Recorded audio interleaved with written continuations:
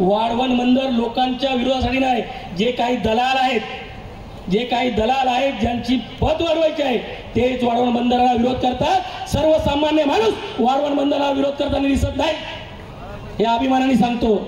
वाढवण बंदराच्या ठिकाणी मी सगळ्यांना मुद्दा म्हणून सांगतो, जो पट्टा आहे त्या पट्ट्यामध्ये सुद्धा कमळाला जास्त मतदान होईल, हे दाव्याने इथं सांगतो चव्हाण साहेब। कमळपुराला जास्त मतदान होईल। या ठिकाणी त्यांच्याकडे नेता नाही, त्यांच्याकडे कार्यकर्ता नाही, त्यांच्याकडे माणूस नाही।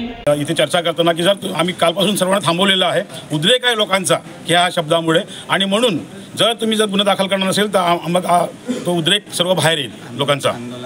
कोणत्या पद्धतीने उद्रेक असेल तो आता आम्ही आंदोलन जे आपण करतात उद्रेकाचं तो आंदोलन काय होईल ते आम्ही पण सांगू शकणार नाही।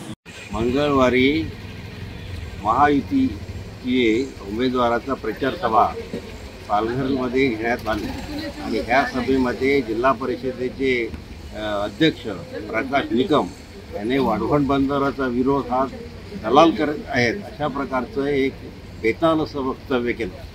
त्यामुळे सर्व लोकांच्या भावना दुखावल्या गेलेल्या आहेत आणि सर्वांचा समजा किनारपट्टीच्या लोकांचा अपमान झालेला आहे।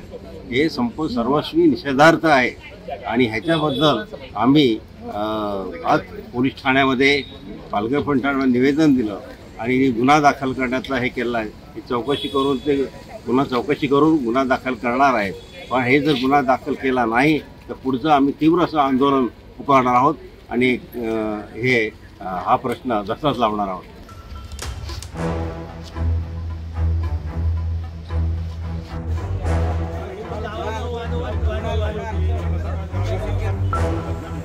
हात